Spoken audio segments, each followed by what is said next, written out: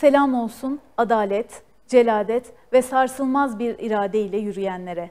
Selam olsun Hafız isminin en güzel tecellilerinden biri olan Hazreti Hafsa'ya. Ve selam olsun zor olanı seçen, imtihanlarıyla büyüyen ve emaneti hakkıyla taşıyanlara. Bugün azmiyle zorlukları aşan, sabrıyla imtihanları göğüsleyen birini konuşacağız. Bugün keskin zekasıyla ilmi koruyan, iradesiyle sarsılmaz bir duruş sergileyen birini konuşacağız. Bugün Hazreti Hafsa'yı konuşacağız. O güçlü bir iradeye sahipti, kararlıydı ve zor zamanlarında dahi dik durmasını bilirdi. Resulullah'ın hanesiyle şereflenenlerden biri olarak hem ailesinde hem de İslam toplumunda etkili bir figür oldu. Babasının kızıydı Hafsa da ama bir farkla. Hazreti Ömer gibi olan Hafsa, fıtratındaki özellikleri itaatle dengelemiş, ilmiyle pekiştirmiş, cömertliğiyle yumuşatmıştı. Efendimiz onun için o çok oruç tutar, çok namaz kılar diye buyurmuştu. İlk eşi Hüneys ile birbirlerini sevdiler, Medine'ye birlikte hicret ettiler ama savaş meydanı onu kocasıyla ayırdı. Bedir'in yaralı kahramanı Hazreti Hafsa'nın ellerinde son nefesini verdi. Genç yaşında Bedir şehidinin emaneti oldu ve o gözyaşlarını yüreğine akıtıp yoluna devam etti. Bu hüznü dağıtmak isteyen Hazreti Ömer kızı için bir yuva aradı. Hazreti Osman'a Hafsa ile evlenmesini teklif etti ama Hazreti Osman düşünmek için süre istedi ve olumsuz cevap verdi. Hazreti Ömer'in yüreğine bir hüzün düştü ve çok da sinirlendi. Hazreti Ebubekir'e gitti. O sırada Efendimiz Hafsa için mukadder olan kapıyı araladı. O artık müminlerin annesiydi. Hazreti Hafsa'nın hayatı güçlü iradeye sahip bir kadının İslam toplumunda nasıl bir yere sahip olabileceğini gösterir. O sadece bir peygamber hanımı değil, aynı zamanda İslam'ın korunmasına katkı sağlayan, adaletin yanında duran ve ilmi bir miras bırakan önemli bir şahsiyetti. Hazreti Ayşe onun için o tam babasının kızıydı derdi. Hazreti Hafsa'nın karakteri cesur ve netti. Babası Hazreti Ömer gibi sert mizaçlı olduğu, zaman zaman dik duruşuyla Resulullah'ın dikkatini çektiği rivayet edilir. Ancak ibadet konusundaki titizliği, çokça oruç tutup namaz kılması onun Allah katındaki değerini gösteriyordu. Bunu da Cebrail ile Efendimiz'e bildirmişti. Onun en önemli özelliklerinden biri güçlü bir hafızaya sahip olmasıydı. Kur'an-ı Kerim'i ezberleyen sahabi kadınlardan biri olarak İslam'ın en büyük emanetlerinden birini taşımıştı. Halife olan babası Hazreti Ömer şehit edildikten sonra Kur'an'ın yazılı nüshaları onun evinde muhafaza edildi. Böylece Kur'an'ın korunması sürecinde önemli bir rol üstlenmiş oldu. O ilmin ve hafızanın taşıyıcısı oldu. Peygamberimizden öğrendiği her bilgiyi aktardı.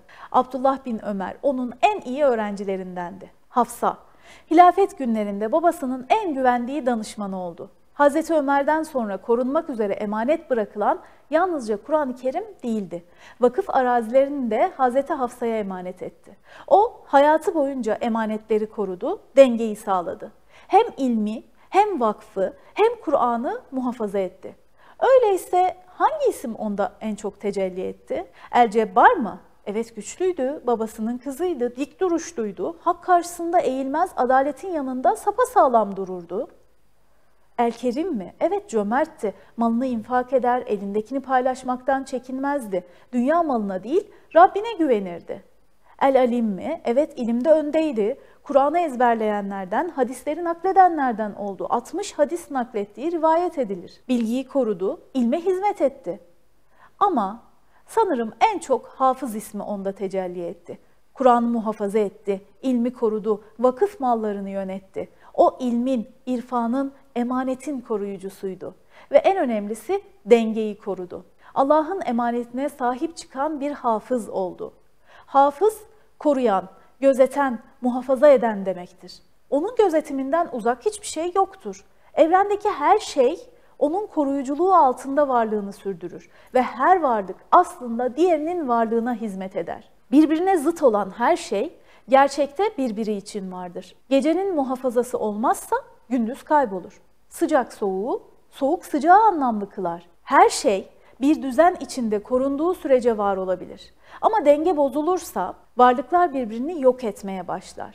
Hafız ismi sadece korumayı değil, koruyarak dengeyi sağlamayı da ifade eder. Hazreti Hafsa sadece Kur'an'ı değil, düzeni de muhafaza eden bir annemizdir. Nasıl mı? Aslında fıtrat olarak babası gibiydi. O da sertti, o da netti. O da güçlü bir karakterdi. Ama babası gibi celalli olmasına rağmen ayrı bir baş seçmedi. Ayrışmadı, dengeyi sağladı. O, önderlik yapabilecek bir karaktere sahip olmasına rağmen ümmetin ve vahyin selameti için Hz. Ayşe ile aynı safta durmayı seçti. Ayrılığa değil, birlik olmaya hizmet etti. Hz. Hafsa, koruyarak var edenlerden oldu. Hz. Hafsa'nın hayatından hangi dersleri alabiliriz? Emanet ağırdır.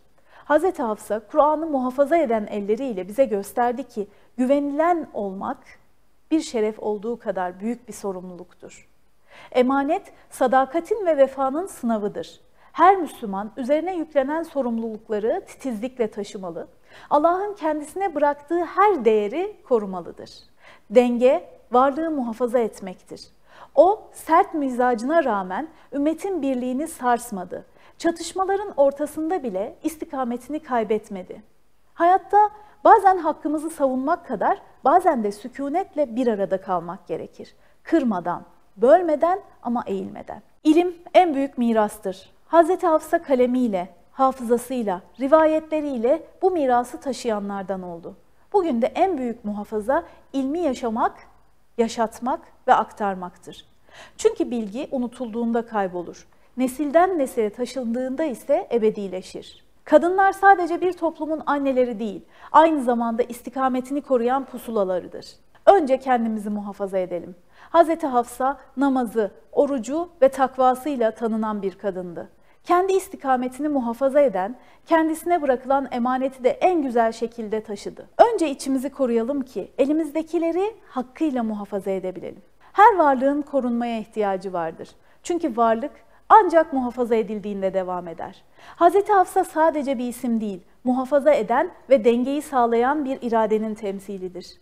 O halde biz de kendimize soralım. Biz hangi emanetleri koruyoruz ve o emaneti korurken dengeyi nasıl sağlıyoruz?